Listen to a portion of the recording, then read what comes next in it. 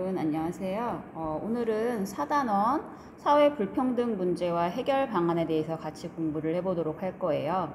우리 1학기 2차 지필고사 범위에서 대단원 4단원에 관한 내용 중에 어떤 내용들을 배웠어요? 한번 생각해 볼까요? 그렇죠. 첫 번째, 사회 불평등 현상이란 무엇인가에 대해서 배우면서 갈등론과 기능론으로 살펴보고, 우리는 사회학 비판적 시선이라고 하는 책을 통해서 데이비스와 무어 그리고 튜민에 대해서도 같이 살펴봤었죠. 또 사회 불평등 현상이 오래돼서 고착화되어 있는 사회 계층화 현상에 대해서도 공부를 하면서 마르크스의 계급론과 베버의 계층론에 대해서도 같이 공부를 했어요. 그리고 선생님이 항상 얘기를 하는 표 같지 않은 표 문제, 요즘에는 개념 중심의 표 문제가 많이 나온다라고 얘기를 했던 사회 계층 구조와 사회 이동을 통해서 내용을 한번 살펴봤습니다. 자, 우리 2학기가 시작되는 이번 시기부터는요, 사회 불평등 현상에 대한 여러 가지 이제 문제들을 구체적으로 살펴볼 거고요. 우리 교과서에서는 교과서 몇 쪽을 펴보냐면 교과서 한번 볼게요. 149쪽부터 나와 있네. 순서를 보면 149쪽에는 사회적 소수자에 대한 내용이 나와 있고요. 그 다음 152쪽에는 성불평등에 대한 내용, 그 다음 155쪽에는 빈곤에 대한 내용으로 이렇게 세 가지 주제로 사회 불평등 문제를 다루고 있어요. 그런데 선생님은 이 교과서 순서를 조금 바꿔서 우리 부교재에 나와 있는 것처럼 출제 빈도를 중심으로 여러분들이 좀 더 어려워하거나 아니면 출제 확률이 조금 더 높은 내용들을 중심으로 순서를 좀 바꿔봤습니다. 그래서 먼저 선생님은 교과서 155쪽에서 156쪽에 나와 있는 빈곤 문제를 여러분들과 함께 공부를 해보도록 할게요. 자, 부교재 피시고요. 빈곤 문제 같이 보도록 하겠습니다. 교과서 155에서 156쪽 다 읽었으면 여러분들도 이해를 하시겠지만, 빈곤이란 무엇이냐라고 했을 때 인간의 기본적인 욕구를 충족하는 필요한 자원이나 소득이 부족한 상태다 라고 얘기를 하고요. 다양한 불평등 중에서 경제적 별평등에 해당하는구나 가볍게 읽고 넘어갈 수 있습니다. 자, 이러한 빈곤은요, 특히 빈곤의 유형에서 출제가 굉장히 많이 되고 있어요. 별표 3개 쳐주시고요. 항상 여기서 출제가 됩니다. 첫 번째, 절대적 빈곤이라고 하는 유형이 있고요. 두 번째는 상대적 빈곤이라고 하는 유형이 있어요. 그 의미를 다시 한번 정리를 해볼게요. 절대적 빈곤이란 인간이, 오타가 났네. 인간이 최소한의 생활을 유지하는데 필요한 자원이나 소득이 부족한 상태다라고 얘기를 합니다. 절대적 빈곤이라고 해서 이제 일반적인 생활을 할 때 필요한 자원이나 소득이 부족한 상태, 그 자체를 사회학적 의미로 절대적 빈곤이라고 얘기를 하고요. 대표적인 모습은 여러분들 아프리카 저개발 국가들의 모습을 한번 생각해보면 될 거예요. 그래서 세이브 더 칠드런이나 그러한 국제기구 관련한 홍보 영상에서 아프리카에 있는 아이들이 밥도 잘 못 먹고 물도 잘 못 먹고 삐쩍 말랐는데 배가 볼록하게, 또 얼굴에는 막 파리들이 붙는데 쫓지도 못하게 힘도 하나도 없어서 그렇게 힘든 상태들 한번 보시면 최소한의 생활을 유지하는 자원이나 소득이 부족한 상태의 대표적인 모습이라고 보일 수 있겠죠. 그래서 이러한 절대적 빈곤은 아프리카 등 저개발국에 대부분 두드러지게 나타납니다. 하지만 많은 친구들이 또 오해를 하는 게, 이렇게 저개발 국가에서 절대적 빈곤이 나타나면 거꾸로 선진국에서, 잘 사는 선진국에서 나타나지 않을까라고 생각하는 것은 오개념이다 강조를 합니다. 선진국에서도 얼마든지 절대적 빈곤이 나타날 수 있어요. 여러분들 선진국가에는 홈리스들이 없나요? 노숙자들이 없나요? 아니죠. 선진국이라고 하더라도 경제성장을 통해 감소하는 경향은 있으나 선진국에서도 얼마든지 절대적 빈곤은 나타날 수 있다라고 하는 점 놓치지 말고 기억해 주세요. 그리고 절대적 빈곤은 국가마다 그 기준이 조금씩 다릅니다. 여기서 포인트, 기준이 있다라고 하는 점이에요. 즉 절대적 빈곤은 상황에 따라서 나라에 따라서 그 기준이 달라진다. 즉 이 기준이라고 하는 것을 통해서 절대적 빈곤은 객관적인 기준을 가지고 있구나 라고 하는 거 꼭 강조를 해서 얘기를 해주고 싶습니다. 우리나라 같은 경우에서는요, 절대적 빈곤의 기준을 어디라고 얘기를 하냐면 최저 생계비를 기준으로 얘기를 해요. 그래서 나라에서 매년 최저 생계비가 얼마다라고 하는 것을 밝히는데 이러한 최저 생계비에 도달하지 못했을 경우에만 절대적 빈곤이다. 우리나라의 경우에 이렇게 절대적 빈곤을 정의하고 있습니다. 이번에는 두 번째 유형인 상대적 빈곤 같이 한번 볼게요. 상대적 빈곤이라고 하는 것은 다른 사람들보다 자원이나 소득을 상대적으로 적게 가져서 사회 구성원 다수가 누리는 생활 수준을 누리지 못한다. 선생님이 조금 더 쉽게 설명을 해보면 중산층의 삶의 모습 한번 생각을 해보세요. 여러분들 우리 금요일까지는 기숙사학교에 있으니까 학교에 머물다가 주말에 가죠. 그럼 집에 가서 뭐 해요? 엄마 아빠랑 외식도 하고 때로는 영화도 보고 연극도 보고 이렇게 여러 가지 생활을 누리고 있잖아요. 그래서 대부분의 사람들은 뭐 일주일에 한 번씩 외식을 한다던가 아니면 문화생활을 누린다던가 이런 생활들을 대부분은 하고 있단 말이야. 그런데 이런 생활들을 누리지 못하는 상태에 상대적으로 소득이나 자원을 적게 가져서 이러한 생활 수준을 누리지 못할 때를 상대적 빈곤이라고 얘기를 합니다. 하지만 주의해야 할 점, 상대적이라고 해서 여러분들이 내 짝꿍은 우리 집보다 더 넓은 집에서 살고 더 좋은 차를 타고 있고 엄마 아빠가 그러면 나는 이 친구보다 상대적으로 빈곤한 상태가 아닐까? 라고 생각하는 것 역시 오개념이에요. 상대적 빈곤도 절대적 빈곤과 마찬가지로 그 기준이 존재를 합니다.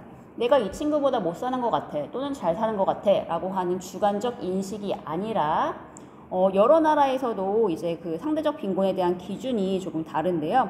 우리나라 같은 경우에서는 특히 가구의 총소득이 중위소득의 50%가 미만일 때 상대적 빈곤이라고 정의를 하고 있답니다. 여러분들 여기서 중위소득이라는 표현 뉴스 자주 보시는 친구들은 한 번씩은 들어봤을 텐데 중위소득을 또 처음 들은 친구들도 있을 거잖아요. 중위소득의 개념 뭔지 한번 살펴볼게요. 중위소득이란 총 가구를 소득의 순서대로 매겨 나열했을 때 정확하게 한가운데를 차지한 가구의 소득을 얘기한다라고 얘기를 합니다. 선생님이 예시를 들어서 A 국가에는 사람들이 5명이 살고 있대요. 이 5명의 소득을 쭉 나열을 해볼게요. 많은 것부터 적은 것 순서대로.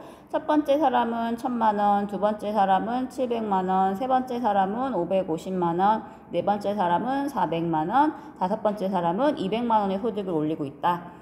이랬을 때 아까 뭐라 그랬어요? 소득을 순서대로 순위를 쭉 매겼을 때 정확히 가운데를 차지하는 가구의 소득이 중위소득이라고 얘기를 했죠? 그럼 A국가에서의 중위소득은 얼마다? 그쵸? 가운데에 위치한 이 바로 550만 원이 중위소득이라고 얘기를 할 수 있어요. 중위소득은 실질적으로는 중간에 위치한 소득의 줄임말이거든요. 그래서 모든 사람들, 국민들의 소득을 쭉 나열했을 때 가장 가운데 위치한 소득을 우리는 중위소득이라고 하는구나. 그러면 다시 봤을 때 가구 총소득이 중위소득의 50%가 되지 않았을 때 상대적 빈곤이다 라고 객관적 기준에 의해서 상대적 빈곤을 정한답니다. 어디에서? 우리나라에서. 나라마다 평균 소득을 그 기준으로 잡는 나라도 있고요. 중위소득의 40%, 50% 나라마다 다르지만 요 나라마다 어떠한 것을 상대적 빈곤의 기준으로 잡느냐는 문제에 다 제시문에 얘기를 해줘요. 그래서 굳이 외울 필요는 없겠지만 우리나라 정도는 알고 있으면 좋겠죠. 우리나라는 가구 총소득이 중위소득의 50% 미만일 때 상대적 빈곤이라고 하는구나 라고 얘기를 합니다. 자, 이러한 상대적 빈곤은요 후진국뿐만이 아니라 선진국에서도 나타나고 나라마다 또 그 기준이 다르다라고 얘기를 했어요. 그래서 후진국, 선진국에서도 그 기준에만 충족이 되면 상대적 빈곤이 되는 거니까 어디에서든지 나타날 수 있다라고 얘기를 합니다. 그리고 첫 번째, 상대적 빈곤은 급속한 경제성장 과정에서 소득격차가 심화된 국가에서 부각되는 경우가 많대요. 자, 요 내용이 여러분들 내용으로는 그럴듯하게 이해를 하겠지만 선생님이 여러분들의 직관적인 이해를 돕기 위해서 구체적인 숫자를 한번 들어보도록 하겠습니다. A국가와 B국가가 있을 때 A국가의 소득을 쭉 나열해 봤어요. 280, 250, 220, 130, 120. 자, 전체 A국의 총소득은 얼마일까요? 5개 더해주면 되겠지. 더해주니까 280부터 120을 더해주면 얼마야?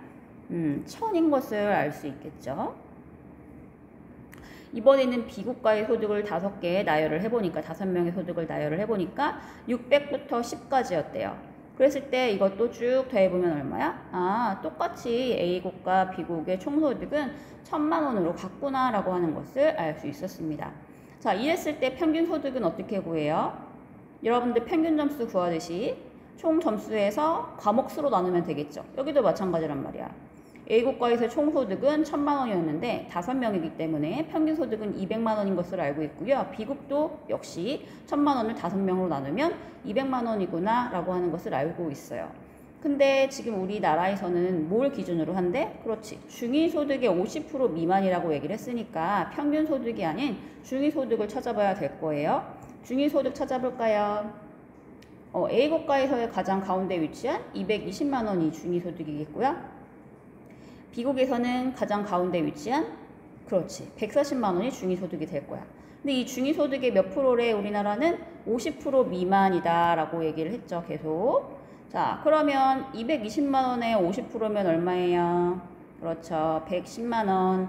140만 원에 50%는 얼마예요? 그렇죠. 70만 원. 이 50%에 미치지 못했을 때 상대적 빈곤이라고 얘기를 했으니까 A국가에서는 상대적 빈곤 가구가 있나요? 없네. 110만 원에 미치지 못하는 가구가 지금 없잖아요. 왜냐면 130, 120만 원으로 다 중위소득의 50%보다 높으니까. 하지만 B국 같은 경우는 어때요? 중위소득의 50%인 70만 원에 미치지 못하는 이 50만 원을 가지고 있는 소득 그 가구와 10만 원의 소득을 올리고 있는 가구, 이 두 가구가 바로 뭐다? 이 두 가구를 우리는 상대적 빈곤 가구다라고 얘기를 할 수 있겠죠. 선생님이 이 숫자를 왜 구체적으로 들었냐 한번 볼게요. 아까 뭐라 그랬어요? 상대적 빈곤은 급속한 경제 성장 과정에서 특히 소득 격차가 심화된 국가에서 부각되는 경향이 있대요. A국과 B국 한번 볼게요. 소득 격차가 심한 국가가 어딜까요? 그렇지. A국은 제일 많은 사람이 280, 제일 적은 사람이 120만 원. 하지만 B국가 같은 경우에서는 제일 많은 소득을 올리는 사람이 600만 원, 제일 적은 소득을 올리는 사람이 10만 원. A국과 B국을 비교했을 때 훨씬 B국이 소득 격차가 심하다라고 하는 것을 알 수 있어요. 즉, 이렇게 소득 격차가 심화된 국가에서 상대적 빈곤은 더욱 부각되는 경향이 있구나. 구체적인 숫자를 통해서 한번 살펴봤습니다. 예시를 통해서 살펴봤어요. 자, 두 번째, 이 절대적 빈곤과 상대적 빈곤 가구는 상황에 따라서 그 절대적 빈곤 가구가 상대적 빈곤 가구와 겹칠 수도 있고 또는 절대적 빈곤 가구 안에 상대적 빈곤 가구가 모두 포함될 수 있어요. 그 내용을 구체적인 숫자를 통해서 다시 한번 또 살펴볼게요. 선생님이 미리 그림을 그려놨는데 자, 예시를 한번 보시면 중위소득이 예를 들어서 300만 원이다. 고정값으로. 그러면 여기서 뭘 알 수 있어요? 우리나라 같은 경우에서는 중위소득의 50%가 즉 150만 원의 경우가 상대적 빈곤선이지. 상대적 빈곤선. 상대적 빈곤선이라고 하는 것은 상대적 빈곤을 결정해주는 기준선이다라고 생각을 하시면 되죠. 상대적 빈곤선일 때 첫 번째 케이스, 최저생계비가 100만 원이래요. 우리나라에서는 최저생계비를 뭐로 보고 있어? 그렇지, 절대적 빈곤선으로 보고 있죠. 그러면 그림을 그려보시면 상대적 빈곤선 150만 원에 해당하는 그 기준선에 미치지 못하는 이 사람들을 우리는 상대적 빈곤가구다라고 얘기를 할 수 있겠지만 최저생계비인 절대적 빈곤선에 미치지 못하는 여기에 해당하는 사람들은 절대적 빈곤가구인 것을 알 수 있어요. 자, 그러면 이것을 벤 다이어그램으로 표현을 해주면 즉 상대적 빈곤가구 안에 모든 절대적 빈곤가구가 속하게 되겠죠. 이러한 경우를 살펴볼 수 있고요. 두 번째 경우 최저생계비가 이번에는 150만 원이래. 이것은 뭐야? 지금 상대적 빈곤선인 150만 원과 절대적 빈곤선인 150만 원이 동일한 것을 알 수 있죠. 그래서 그림으로 그려봤을 때 절대적 빈곤선에 해당하는 이 절대적 빈곤가구와 상대적 빈곤가구가 어떻다? 동일하다라고 하는 것을 알 수 있으니까 상대적 빈곤가구가 곧 절대적 빈곤가구구나 라고 하는 것도 알 수 있었어요. 마지막 세 번째 케이스입니다. 이번에는 최저생계비가 200만 원이래요. 즉 절대적 빈곤선이 200만 원이래. 200만 원에 미치지 못하는 이 사람들을 절대적 빈곤가구라고 할 수 있겠죠. 그리고 아까 상대적 빈곤선이 150만 원이라고 했으니까 여기에 해당하는 사람들은 상대적 빈곤가구일 거야. 이럴 경우에는 어떻게 돼요? 절대적 빈곤 가구에 해당하는 사람들이 상대적 빈곤 가구에 해당하는 사람보다 훨씬 더 많게 되겠고, 다르게 표현하면 상대적 빈곤 가구는 모두 절대적 빈곤 가구이다 라고 하는 명제가 맞다 라고 하는 것이 성립이 되겠죠. 그래서 이러한 숫자들을 통해서도 절대적 빈곤 가구와 상대적 빈곤 가구의 관계도 살펴볼 수가 있습니다. 자, 선생님이 살펴준 이러한 사례들을 기본으로 해서 여러분들이 이제 간단한 표 문제 정도는 다 풀 수 있을 거예요. 자, 이제는 내용으로 다시 돌아가서 이러한 빈곤 문제를 보는 관점. 자, 이러한 빈곤 문제 역시 무슨 문제야? 사회 문제죠? 사회 문제는 뭐야? 사회문화 현상이라고 얘기를 할 수 있겠죠? 우리 1단원에서 사회문화 현상을 뭐로 분석했었어요? 그렇죠. 기능론, 갈등론으로 분석을 했었죠? 마찬가지야. 기능론, 갈등론으로 분석을 해봅니다. 그래서 빈곤 문제를 기능론의 측면에서 살펴보면 분배구조나 제도는 공정해. 왜? 사람들의 합의에 의해서 만들어졌을 테니까 공정하지만 사회 구성원 일부가 무능력, 나태, 잘못된 선택으로 인해서 이러한 구조에 적응하지 못했기 때문에 발생할 수 있다라고 얘기를 하고요. 또는 듀르켐이 얘기한 사회 변동론에서 사회는 급박하게 변동하는데, 여러분들 일탈 이론에서 배웠죠? 듀르켐의 아노미 이론. 사회는 급박하게 변동하는데 분배구조나 제도가 사회 전체의 필요에 부응하지 못하고 따라가지 못하고 정상적으로 작동하지 못해서 빈곤을 유발할 수 있다라고 얘기를 합니다. 그랬을 때 이거에 대한 해결 방안으로는 사회 구성원들이 사회 전체에 필요한 지식이나 기능을 갖춰 사회에 잘 적응할 수 있도록 해주는 것이 필요하고요. 또는 분배구조와 제도가 정상적으로 작동을 하지 못하니까 이것을 정상적으로 작동하게 만들어주면 되는 거잖아. 그렇죠? 이번에는 갈등론 한번 보시면, 자, 갈등론의 기본 전제가 뭐예요? 마르크스가 얘기했던 계급투쟁설을 바탕으로 해서 지배계급과 피지배계급 간의 이분법적 구조 하에서 누구한테 유리하게? 지배계급한테 유리하게 모든 사회구조가 돌아간다라고 얘기를 했죠. 그래서 분배구조와 제도가 지배계급의 지배집단의 이익을 보호하고 계급을 재생산하기 위한 목적으로 만들어졌기 때문에 어쩔 수 없이 특정 집단, 누가 되겠어요? 피지배집단이 되겠죠? 이 사람들은 소외되고 빈곤층이 될 수밖에 없다. 구조적인 문제가 여실히 드러나기 때문에 그 해결 방법은 역시 이러한 분배구조를 변혁해야 한다라고 얘기를 하겠습니다. 쉽게 이해를 할 거고요. 자, 이러한 빈곤 문제의 해결 방안을 또 다른 측면에서 살펴보면 개인적 차원과 사회적 차원으로 나눌 수가 있습니다. 그래서 개인적으로는 스스로 그러한 사회가 요구하는 역량을 갖춰야 되겠고요. 사람들 사이의 공동체 의식과 공존의 가치관을 함양을 해야 될 것이다. 그리고 사회적 제도적 측면에서는 사회에서 기초생활비 지원과 자녀 양육비를 지원을 한다거나 직업훈련을 시키게 되고요. 또는 조세개혁, 누진세라고 하는 거 여러분들 중학교 때 혹시 배웠나요? 비례세와 누진세가 있죠. 세금에는. 그 누진세라고 하는 것은 소득이 높아질수록 그 세율을 높이는 거야. 그래서 더 많은 세금을 내게 해서 여러분들 사회에서 소득 재분배가 제대로 일어날 수 있도록 하는 정책이라고 볼 수 있습니다. 그리고 사회보장제도 조금 있다가 우리 배우게 될 거고요. 최저임금제 등을 실시해서 빈곤 문제를 다양하게 해결해 나갈 수 있다라고 얘기를 합니다. 그래서 여기까지 한번 살펴봤고요. 하나 더 선생님이 이제 얘기해주고 싶은 게 요 주관적 빈곤이라고 하는 게 있어요. 사회학에서 다루고 있는 빈곤은요, 절대적 빈곤과 상대적 빈곤이에요. 그러면 주관적 빈곤이란 뭐냐? 한번 읽어볼게요. 자신이 욕구 충족을 위한 경제적 능력을 충분히 소유하고 있지 않다고 스스로 느끼고 있는 상태래. 여기서 조금 다른 느낌을 받을 텐데, 여러분들 절대적, 상대적 빈곤 같은 경우에는 객관적 기준이 있었죠. 하지만 주관적 빈곤은 객관적 기준이 있는 것이 아니라 스스로 그런 상태를 느낀다라고 하는 게 포인트가 있어요. 절대적 빈곤과 상대적 빈곤이 정부가 정한 빈곤선과 중위소득에 따른 객관적 기준, 아까도 얘기했죠. 의회 결정이 되는 반면에 이러한 주관적 빈곤은 빈곤 여부의 기준이 개인의 주관적 판단에 달려있구나라고 하는 게 차이점입니다. 주관적 판단에 달려있고요. 그래서 이러한 주관적 빈곤 역시 상대적 빈곤처럼 경제 발전으로만은 해결하기 어려운 특징이 있으니까 이런 주관적 빈곤에 대해서도 사회에서 이제 많은 관심을 가져야 되겠죠. 그래서 주관적 빈곤은 우리 상대적 빈곤, 절대적 빈곤과는 또 다른 개념이다라고 하는 것을 꼭 살펴볼 필요가 있겠습니다. 그리고 지금 선생님이 눈에 띄는 것 중에 하나가 이 부분이 하나가 있는데 또 많은 친구들이 또 5개념을 가질 수 있는 부분이에요. 이 상대적 박탈감에 대해서 잠깐 얘기를 하면 상대적 박탈감은요, 여러분들 언제 배웠을까? 2단원에서 준거 집단했을 때도 한번 배웠을 거고요. 1타 이론했을 때도 한번 개념을 살펴봤을 수 있고요. 상대적 박탈감이라고 하는 개념은 한번 볼게요. 우리가 아까도 말했듯이 상대적, 절대적 빈곤은 객관적인 결핍 상태지. 객관적 기준이 있으니까. 하지만 상대적 박탈감이라고 하는 것은 결핍에 대한 주관적 인식인 거야. 이것도 역시 주관적 인식이므로 상대적 빈곤 가구에 해당한다고 해서 반드시 상대적 박탈감을 느낀다고 할 수 없습니다. 즉, 상대적 빈곤과 상대적 박탈감은 같은 것이 아니고 상황에 따라서 상대적 빈곤 상태일 때 상대적 박탈감을 느낄 수도 있고 그렇지 않을 수도 있는 거야.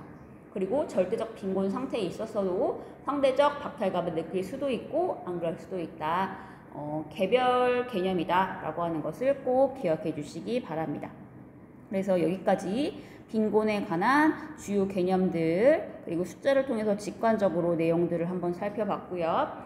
선생님이 이렇게 설명해 준 내용을 바탕으로 해서 구클에 선생님이 문제풀이 올려놓은 거 한번 봤죠. 그 문제 같이 한번 풀어보면서 개념을 적용을 다시 한번 해보도록 할게요. 빈곤 문제는 여기서 마치도록 하겠습니다.